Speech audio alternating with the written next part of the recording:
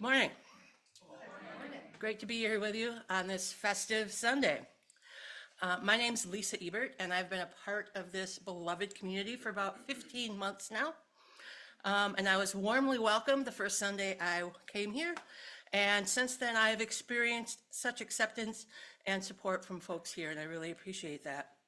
And this morning, I really want to notice how remarkable that is, because it's really amazing, because I know from my previous training and experience, which some of you know about, as a rule, groups and congregations do one or the other. They're either really good and about welcoming new members, or they're close-knit and supportive, which is cool. But somehow, all you fine folks manage to do them both. You are a group that cares about one another deeply, and at the same time, a community that's open and welcoming to whoever walks in that door. And I just want to say thank you. Amazing. Well done. Bravo. Yay.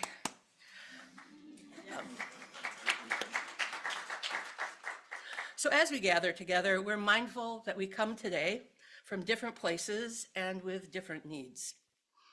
Whatever brings you here, you are invited to take what feeds you. You are welcome here just as you are. If you're a visitor, either in person or online, we're glad you're with us, and we invite you to stay after the service to get acquainted. We welcome your questions and look forward to getting to know you. In honor of the month of Earth Day, the Green Team shares tips for improving your transportation choices. You can drive less if possible, and when driving, avoid fast braking and fast acceleration. You can choose a bus, train, or carpool if you can instead of flying. And if buying a new car, visit driveelectric.org to learn about hybrid and electric vehicles. Later in the service today, we will take our Share the Plate offering, which this month is for the Community Action Center, or CAC. The CAC reports a desperate need for help in order to stock their food shelves and respond to rapidly growing needs in Rice County. They need both financial support and volunteers to keep the food shelves open. If you're able to volunteer, see information in the Reach newsletter from our social justice team about how to sign up. During the offering, you may either place a cash or check in the basket or donate online through our website, uunorthfield.org. I call your attention to the announcements in your order of service and weekly email. These you'll find there in those places. You'll find more information about a book study group on the sustainable soul, eco-spiritual reflections and practices hosted by our Green Team Environmental Justice Group. If you want information on this or want to join the group, please talk to Mary Jane after the service. Our next soup supper is on May 2nd. Please join us for warm food and warm fellowship. And a care team conversation about finding balance in an unbalanced world is on May 3rd. All of these are wonderful ways for both newcomers and long-term attendees to get more connected to UFN. Next Sunday, join us for a special Earth Day service, The Joy of Action, Stewarding Earth's Future, with Hallie Kelchner. There we'll journey through stories of our planet from the depths of the rising ocean to the icy landscapes of Antarctica, exploring how climate change shapes these vital places. We'll discover how stewardship, informed by science and inspired by joy, can help us protect our beloved Earth. Again, welcome to the Unitarian Universalist Fellowship of Northfield.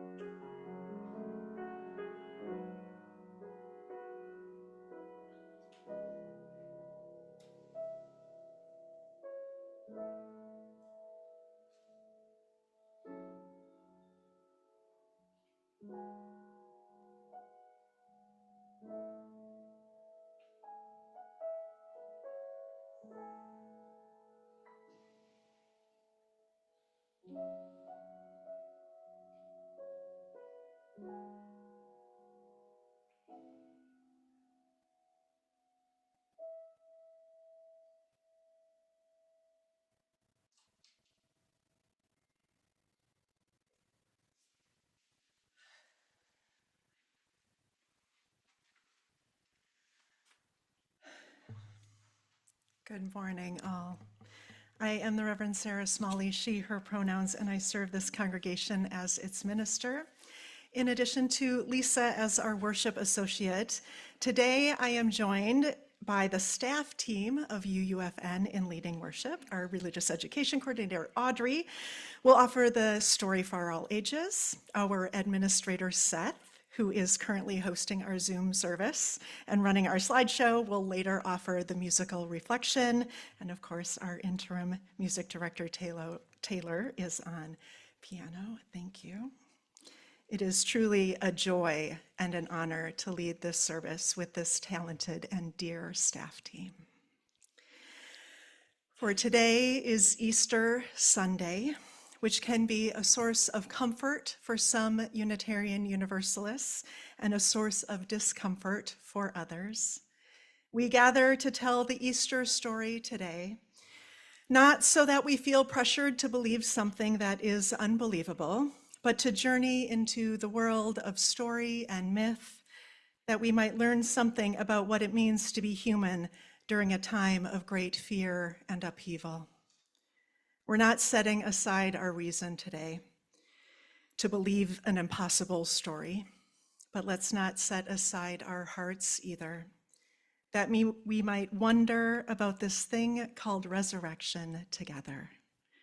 And so in that spirit, our opening words are from the Reverend Kendyll Gibbons, one of the great humanist theologians and ministers in our denomination.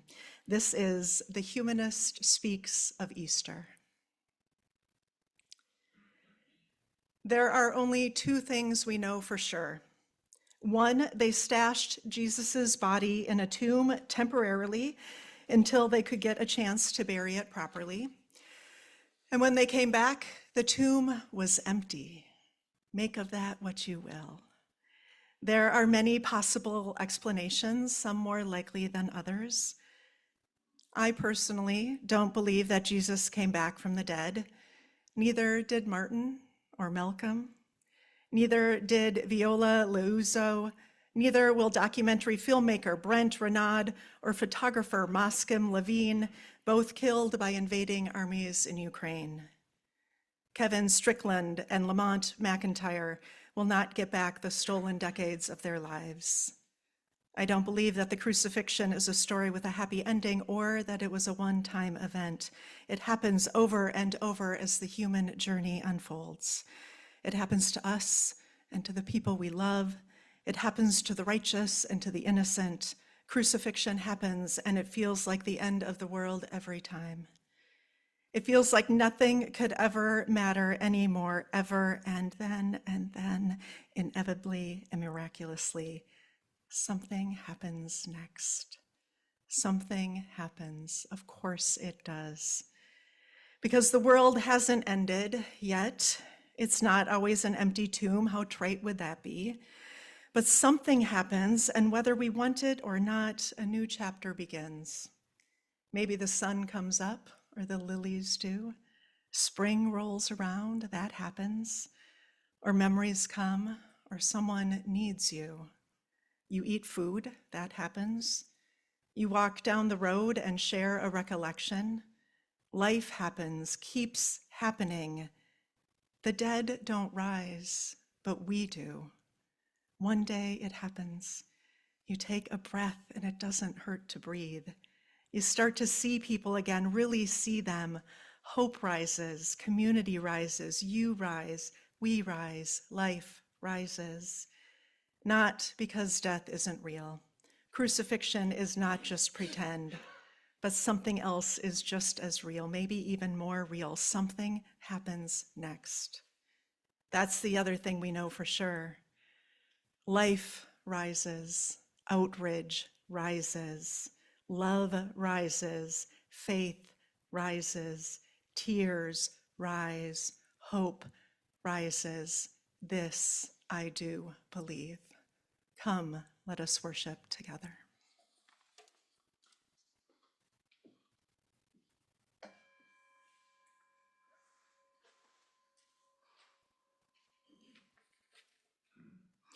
The flaming chalice is the symbol of Unitarian Universalism, and each Sunday when we gather, we join Unitarian Universalist congregations around the world in kindling a flame of truth and love, bringing this symbol of life together.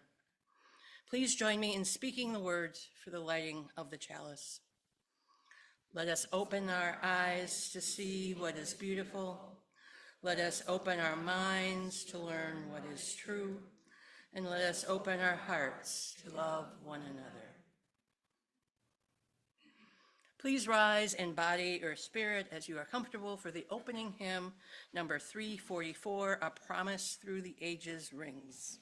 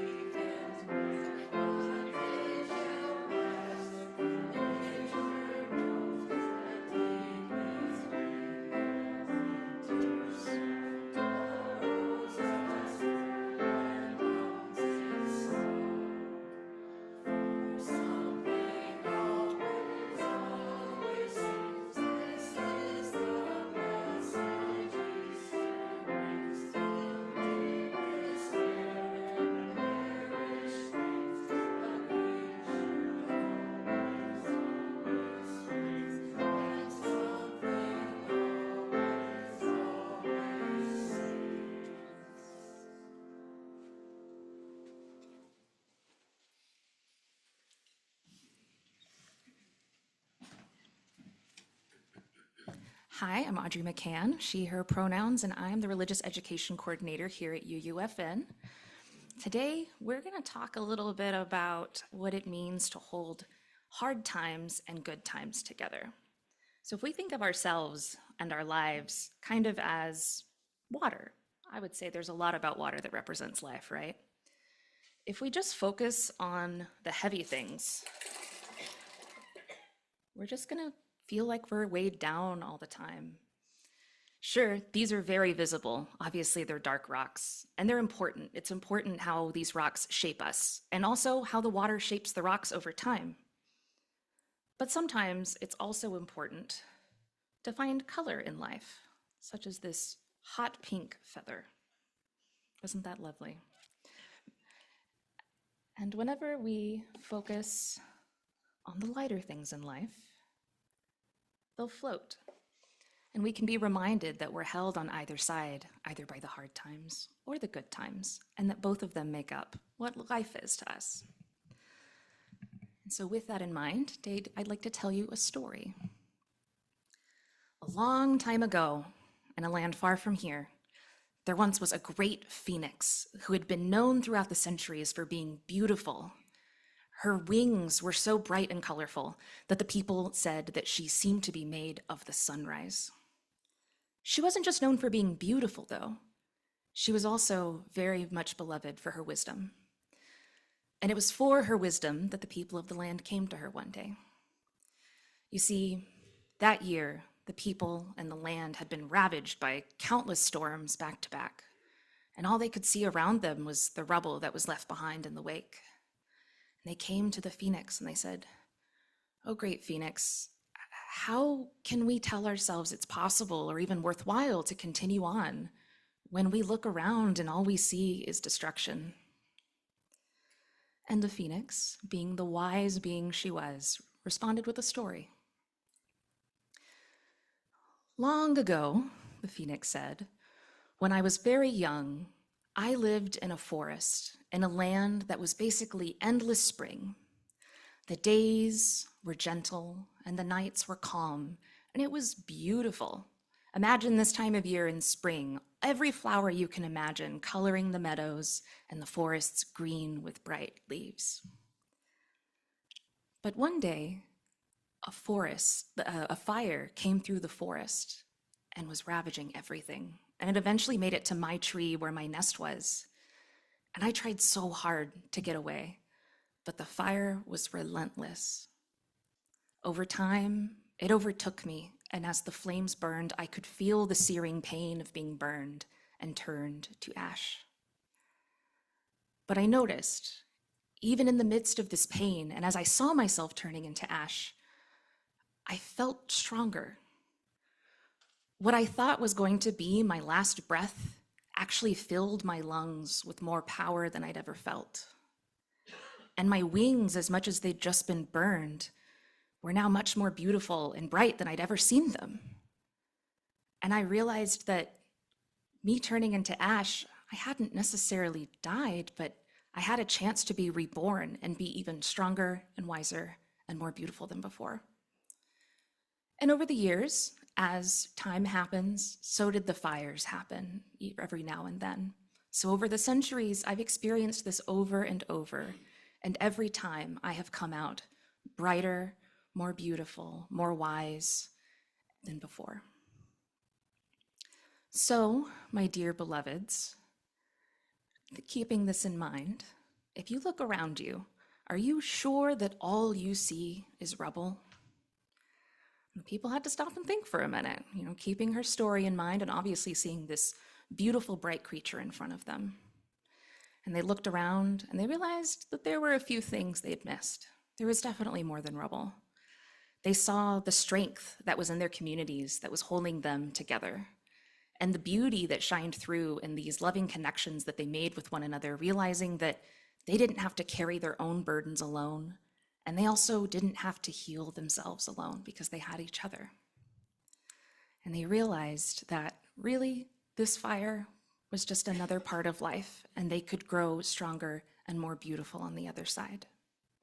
And so, much like the phoenix, the people indeed were more beautiful, stronger, and even more joyful than before.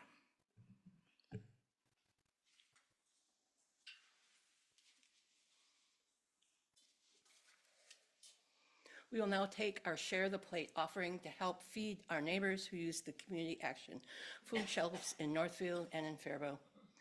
This is one way we nourish our community and make our care of the world tangible.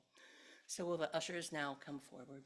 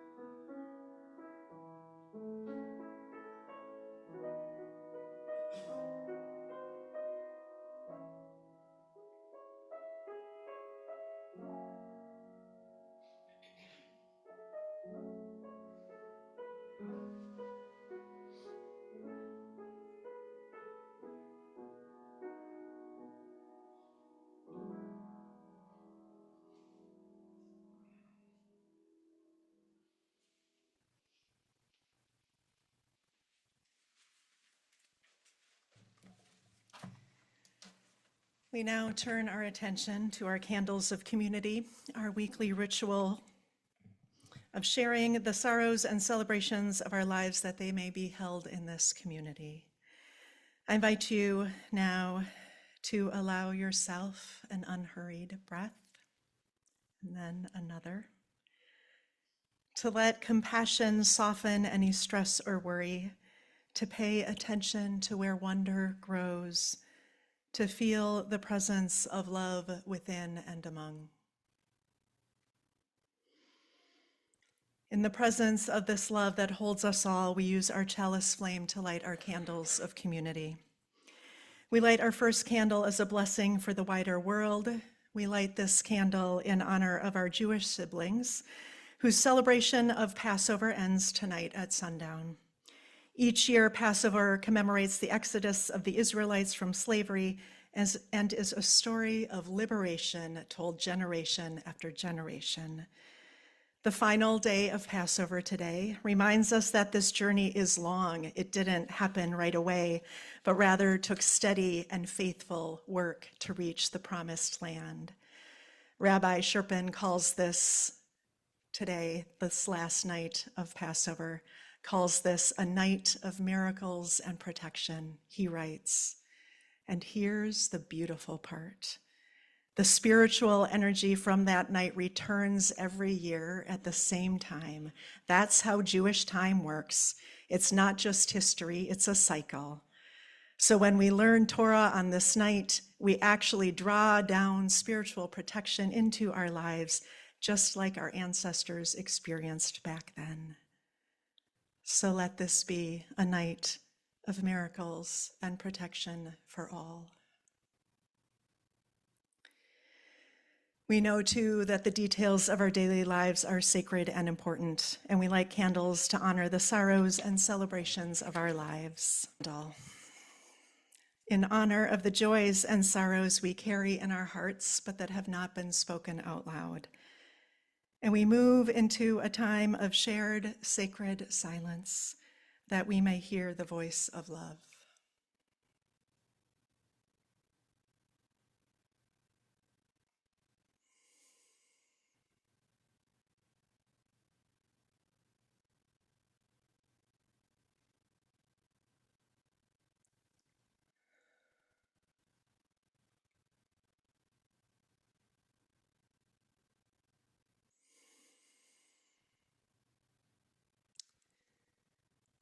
Blessed be, and amen.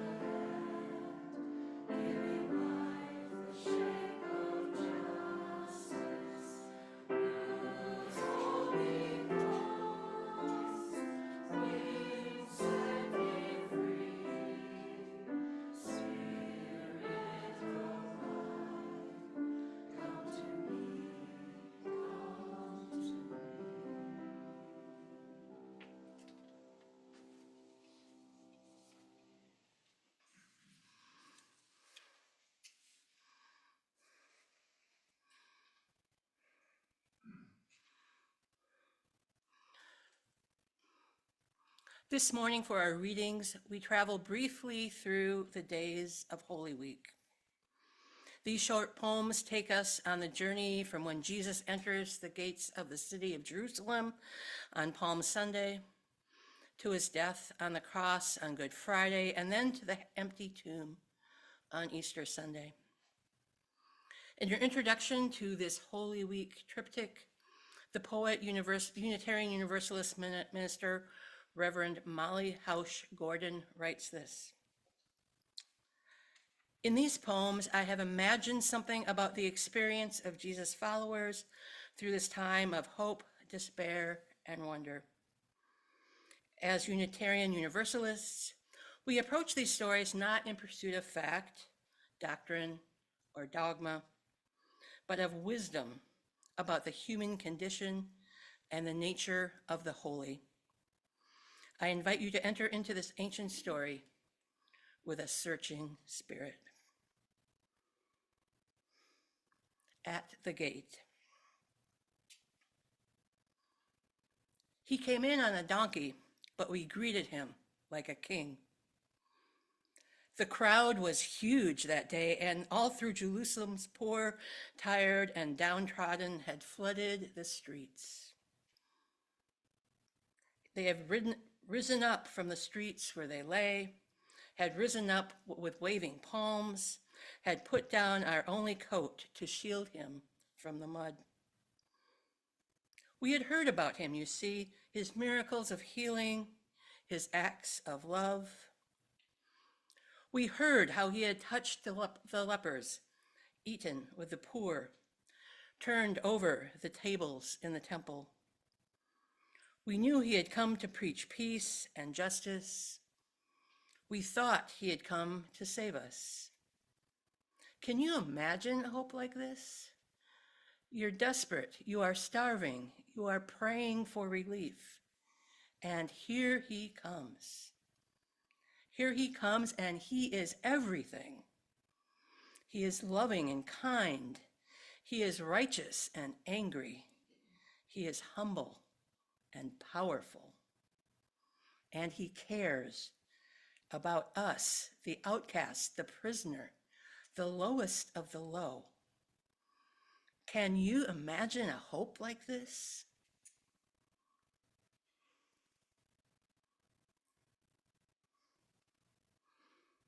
At the cross. No, this cannot be.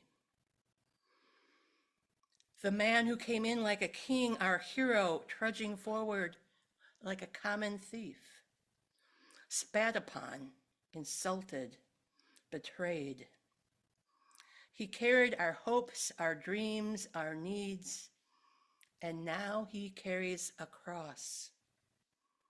Bruised, bloodied, weak. How could he be beaten? How could he fail us? How could we fail him, standing by helpless, or urging them on? No, it cannot be.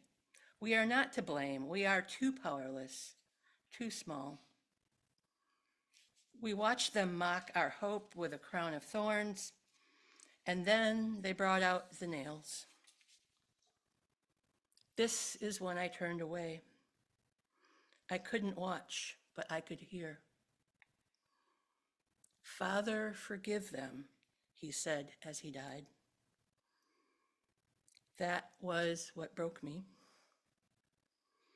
Father, forgive them with his last breath. Father, forgive us. And now he is gone. The hands that healed us, the ears that heard us, the heart that beat for us, he is gone. He gave us hope. He gave us purpose. He loved us. And he is gone.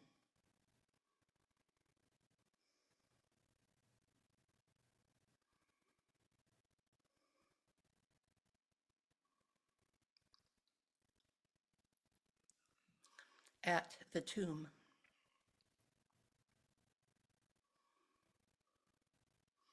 Weeping may last for a night, weeping may last for 1,000 nights, but joy comes in the morning.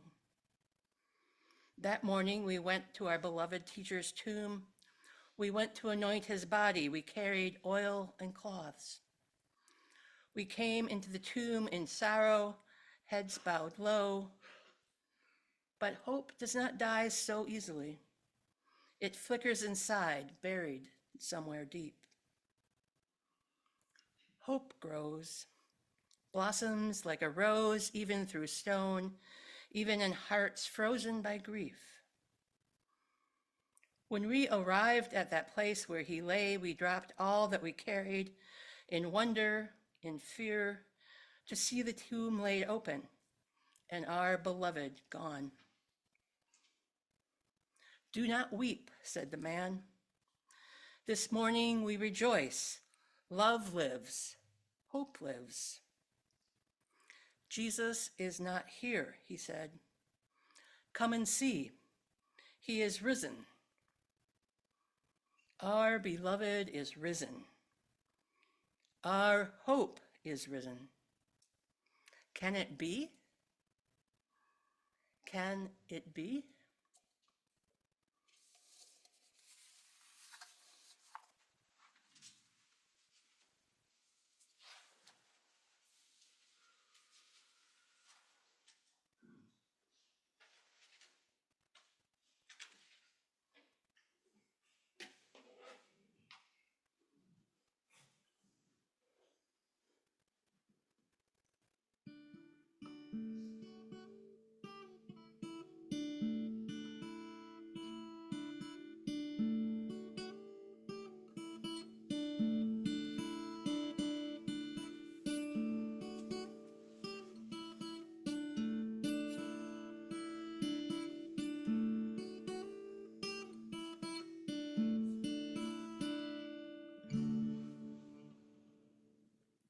Roll away your stone, I'll roll away mine.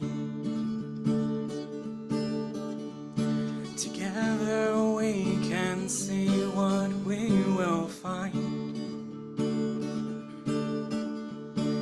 Don't leave me alone at this time, for I'm afraid of what I will discover inside. You told me that I would find a home within the fragile substance of my soul, and I have filled this void with things unreal. And all the while my character it steals. But darkness is a harsh term, don't you think? And yet it dominates the things I see. It seems that all my bridges have been burned, but you say that's exactly how this grace thing works. It's not the long walk home that will change this heart, but the welcome I receive with a restart.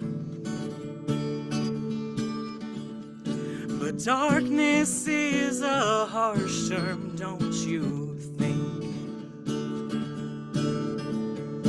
And yet it dominates the things I see. Yes, darkness is a harsh term, don't you think? And yet it dominates the things I see.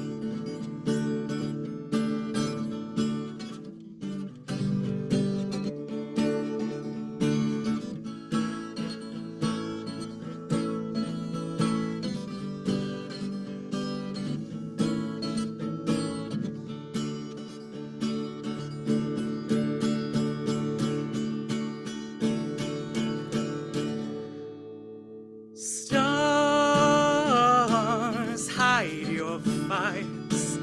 These here are my desires, and I won't give them up to you this time around. And so I'll be found with with my stake stuck in this ground, marking the territory of this newly impassioned soul. Hide your fires, these here are my desires, and I won't give them up to you this time around. And so I'll be found with my stake stuck in this ground, marking the territory of this newly impassioned soul.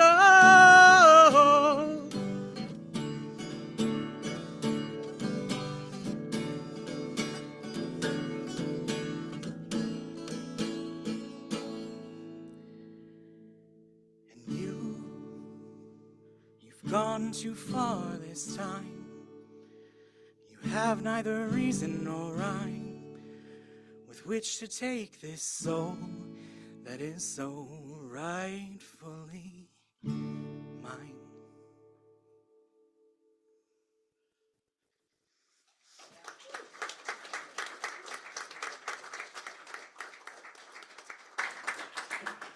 Thank you, Seth.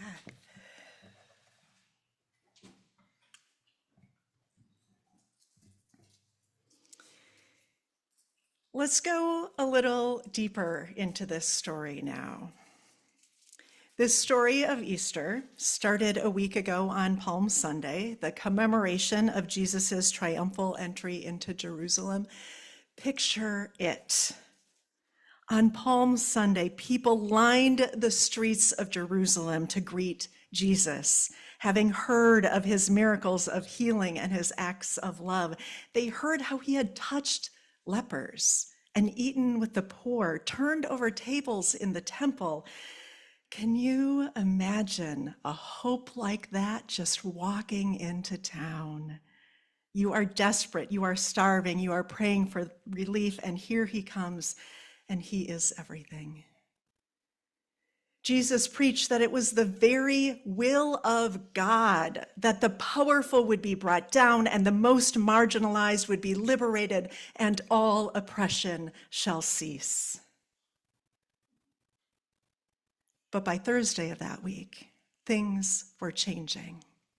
It was becoming more and more clear that the Empire of Rome saw these teachings of Jesus as a threat and that his life was in danger. Rome would not allow such radical teachings as love your neighbor to take hold.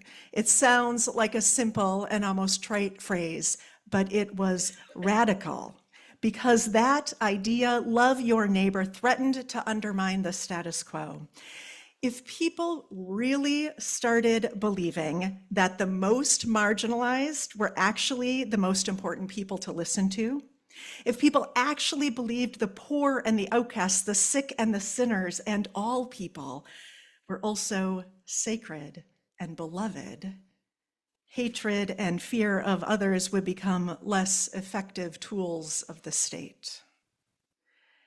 After all, as the organization Jesus Reformation writes, it is much easier today to say Jesus died for my sins than to say Jesus was killed for standing up to evil, because the latter demands us to identify falsehood and oppose systems of oppression, while the former ends up purging us of the need to do justice.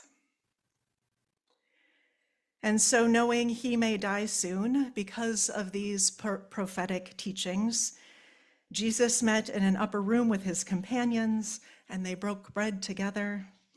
In this time of great fear and upheaval, they gathered around a table to share a meal, and Jesus said, "This is my body, which will be given for you." And the next day, Good Friday, Jesus was arrested on a charge of treason and was crucified. They watched them mock their hope with a crown of thorns, and then they brought out the nails, and then he was gone. The hands that healed us, the heart that beat for us, gone. But we know that's not the end of the story. How could it be? For weeping may last for a night, weeping may last for 1,000 nights, but joy comes in the morning. On Easter Sunday, Mary Magdalene and Mary, mother of Jesus, arrive at the tomb to find it empty, the stone rolled away. Love lives, hope lives, he is risen. Our beloved is risen, our hope is risen. Can it be? And then what? After the stone is rolled away, the stone that was imprisoning our hope and our hearts, the stone that tried to wall off love, after that stone is rolled away, then what? Roll away your stone, I'll roll away mine, and together we'll see what we can find.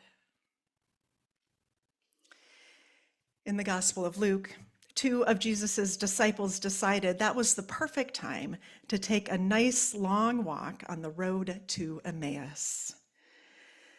Let me set the scene for this part of the Easter story, since it's not a part that often gets told.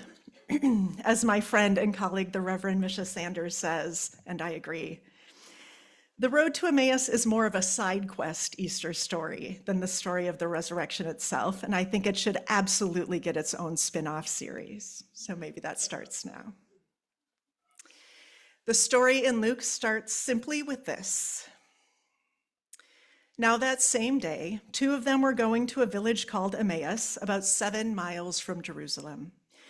They were talking with each other about everything that had happened. As they talked and discussed these things with each other, Jesus himself came up and walked along with them, but they were kept from recognizing him. So let's fill in what that scene means. These 2 disciples had just witnessed the public, state-sponsored execution of their beloved teacher and friend, Jesus. These 2 disoriented, fearful, and heart-sick disciples were likely cursing empire and processing their trauma and trying to make sense of what had just happened. They were walking to Emmaus, their home village, which, at least according to the best guesses of scholars, is a derived hybrid of a word filtered through Greek and Latin from a Semitic word that translates to a warm spring, as in thermal water rich with minerals. They were journeying towards a warm spring, towards Emmaus, towards life-giving waters that might soothe their aching hearts. I get this impulse, says Reverend Sanders, because there have been times in my life when I have needed to turn my back on the scene of my greatest heartbreak, my deepest grief, and walk toward anywhere but here, with visions of warm spring to guide my steps. So I understand this impulse, this expectation of something better, this need to keep moving away from that and towards this, no matter how heavy my heart, no matter how unsure my future, no matter how brutally they just crucified my highest hopes. And so the disciples were walking away from what was and towards Emmaus as someone who they did not recognize interrupts the conversation and starts walking with them. This is the tricky part of the story for me as someone who is not a biblical literalist. How could these disciples not recognize their beloved teacher? There is no indication in the story that this man is physically hurt, but even if he were still battered and bloody, they would have recognized his wounds and his voice. Is it because Jesus' shape shifted into looking like a different person, maybe a little taller or shorter, a little bit more gray? How could they not recognize him? We'll come back to that question, but let's finish the story first. Jesus asked the disciples why they looked so sad. And to quote from Luke, one of them, named Cleopas, asked him, "Are you the only one visiting Jerusalem who does not know the things that have happened there in these days?" Basically saying, have you been living under a rock or living under a stone? How have you not heard about what's going on in Jerusalem? Everyone knows about it.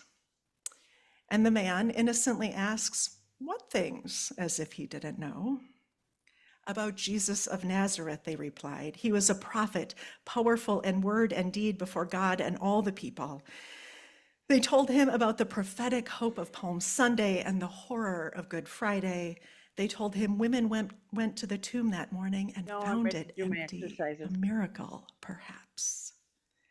And this love is how the this. story of this Listening mysterious stranger to on the the road to Emmaus ends. church service and playing As they games. approached the village to which they were going, Jesus continued on as still if he were finishing the going end of it. farther. But they urged him strongly, "Stay with us, for it is nearly evening. The day is almost over." So he went in to stay with them. When he was at the table with them, he took bread, gave thanks, broke it, and began to give it to them. Then their eyes opened and they recognized him. And then he disappeared from their sight.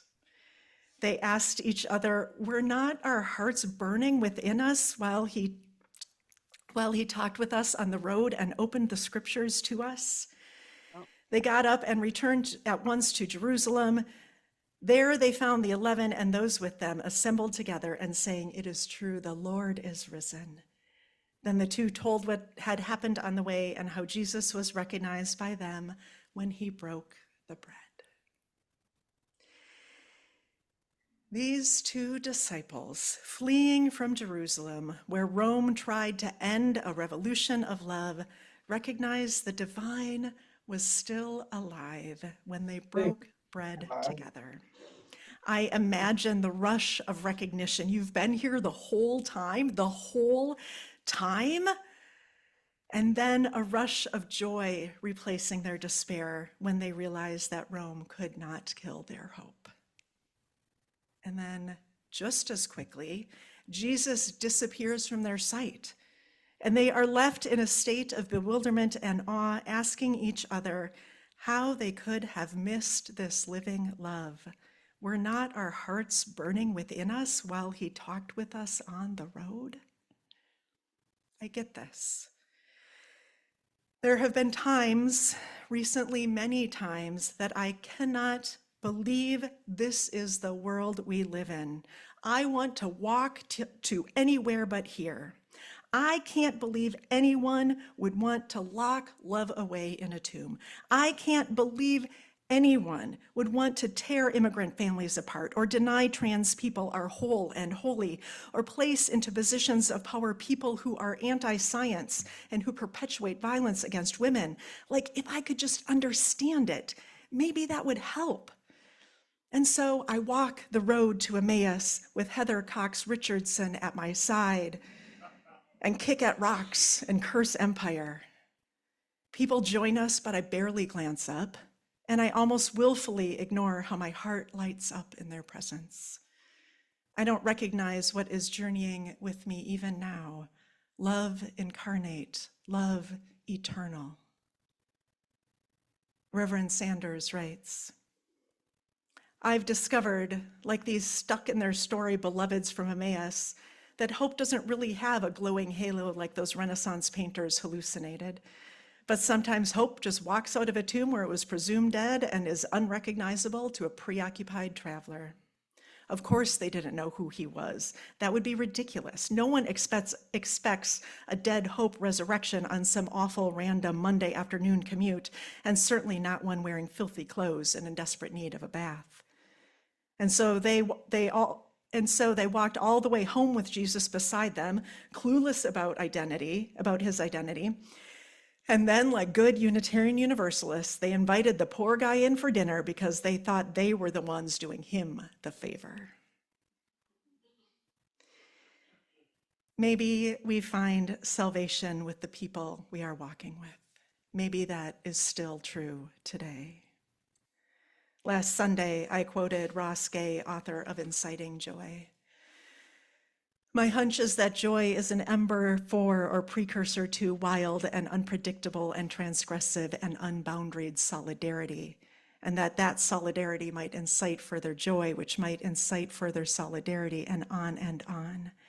My hunch is that joy emerging from our common sorrow, which does not necessarily mean we have the same sorrows, but that we, in common sorrow, might draw us together enough that we can consider what in common we love. What if we joined our sorrows? I'm saying, what if that is joy? And isn't that the road to Emmaus? Two friends walking along, joining their sorrows together. And then another joins them with such sorrows of his own. They break bread together. They become companions, literally translated to one who breaks bread with another, from the Latin com, meaning together, and panis, meaning bread. They become companions, ones who break bread together, and becoming companions is what sparks their joy at that table of sorrow.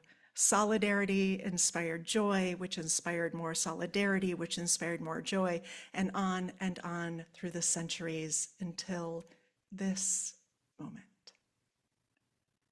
It is a lesson we still need because we still don't recognize Jesus in our midst.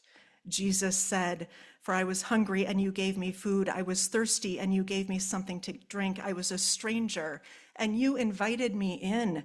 I needed clothes and you clothed me. I was sick and you looked after me. I was in prison and you came to visit me."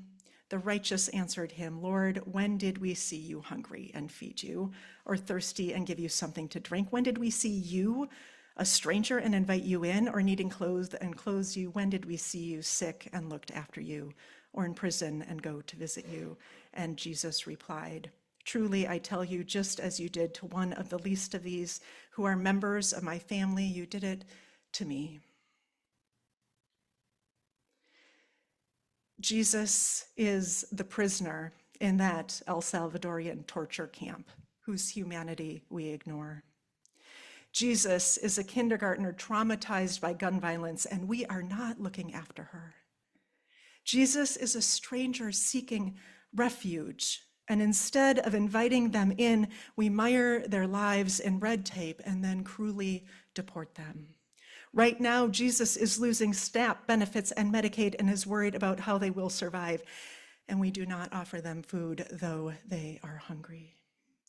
And Jesus is the autistic young adult whose value is not dependent on if they pay taxes or not. We still don't recognize Jesus in our midst, which is to say, we still don't recognize our full humanity or the ever-present divinity in our midst. Truly, I tell you, just as you did to one of the least of these who are members of my family, you did it to me. When will we recognize Jesus among us?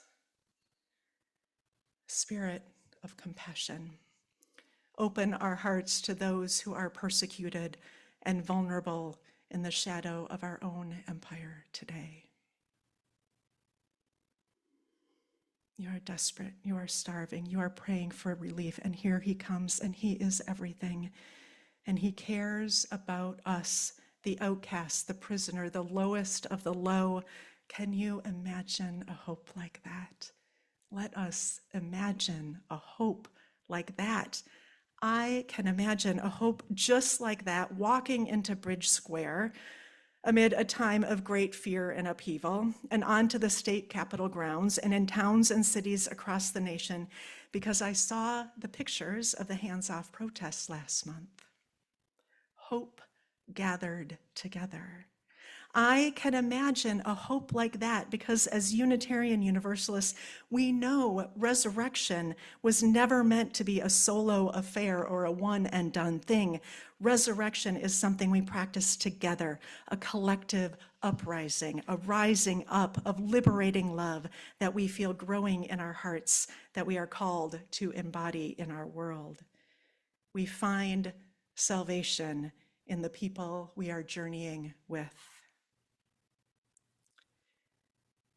The dead don't rise, but we do. Life rises, outrage rises, love rises, faith rises, tears rise, hope rises. This I do believe. Amen, and blessed be. For our closing hymn today, We will be singing or listening to, whichever you prefer. It's amazing. So if you just want to be washed over by the sound, that's fine, or sing along. We will be singing We Rise by Batya Levine. They are a Jewish song leader and community organizer who, quote, believes in the liberatory power of song to untie what is bound within us. This is how they describe how the song We Rise came to be. We Rise came through right after the 2016 election. It was a moment of deep fear and despair as we watched a campaign built on white supremacy and racism win. The results came in a few weeks after I had returned from Standing Rock, and in the wake of the election, I felt a profound sense of hopelessness. I needed to believe that collective power and resistance was possible in the face of such great unknown. I reached inward for a prayer, for a shred of hope, and what I found was the powerful and prayerful resistance I had witnessed and experienced at Standing Rock. In that moment, I started to sing, praying into my bones, that vision of holy resistance. This song is one small attempt at holding on to that vision and praying it into our collective bones. Since 2016, we've been through so much. This song feels as potent for me today as it did when it came to me in 2016. May we believe in our collective power and resilience and learn to live it as we work to dismantle the oppressive forces within ourselves and in the world around us. No matter what struggles lie ahead, may we keep fighting and rising for and with each other. In hope, in prayer, we find ourselves here. We're right here. Please rise up in body or spirit as we join together in song and solidarity.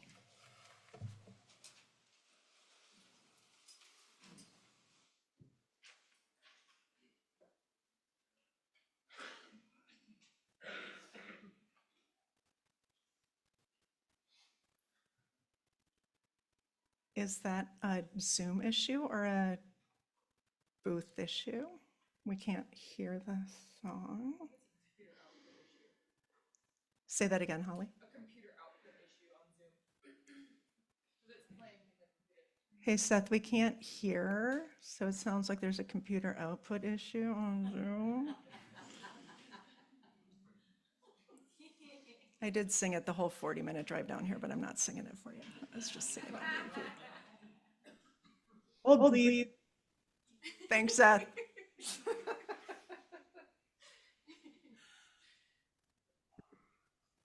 We're somebody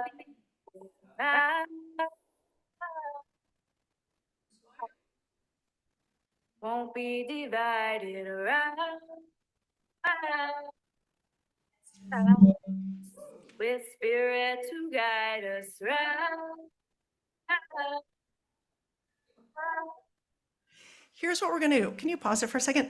Y'all are going to turn to each other and talk about what is rising within you, and I'm going to go check on Zoom. It's going to be great. So chat amongst yourself. What is rising within you? Be right back.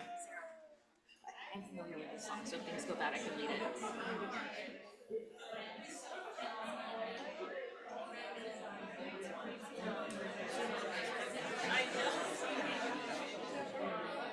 Hi.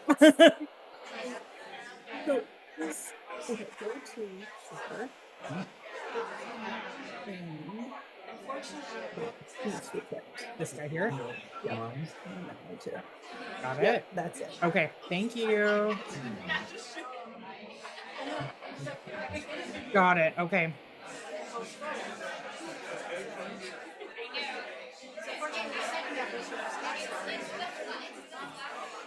If it's the thing that usually happens.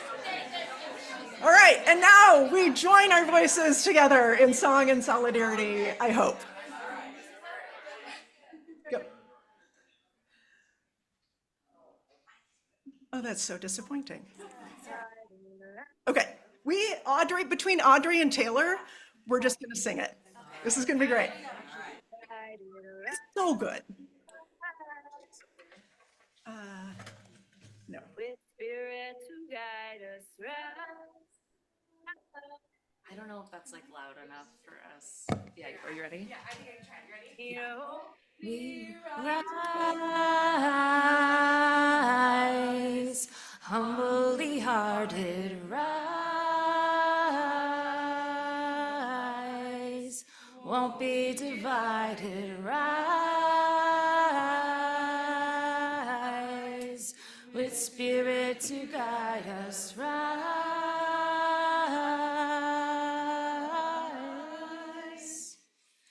in hope, in prayer, we find ourselves here. In hope, in prayer, we're right here. In hope, in prayer, we find ourselves here. In hope, in prayer, we're right here. We rise, all of the children rise, elders with wisdom rise, ancestors to surround us rise.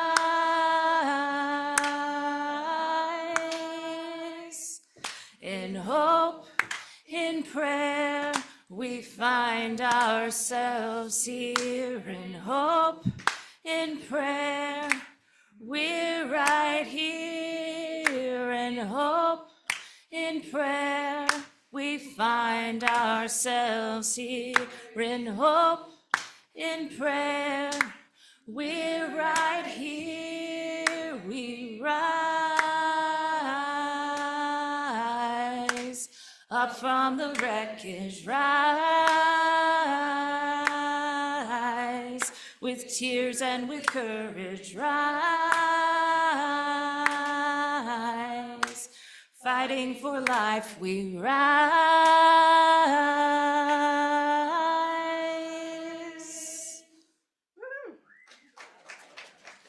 What a staff team. Thank you. Thank you. That was great. I appreciate it. You may be seated for our closing words. Today and every day is our uprising. Today and every day is the uprising of life and of love. Make no mistake. We so often live in a Good Friday world that wants to seal us away from each other and bury our hope. May we not shy away from our grief. May we not turn away from injustice. May we say the truth out loud for ourselves and in service to the liberation of all. And when we find ourselves in a time of great fear and upheaval, which is today and every day, may we roll the stone away, and may love rise up, rise up. We join together in the words for the extinguishing of the chalice. We extinguish this flame, but not the light of truth, the warmth of community, or the fire of commitment. These we carry in our hearts until we are together again. Please rise, embody your spirit, and with your hand over your heart, holding a hand of those next to you, or whatever posture is most comfortable, we sing words of blessing one to another.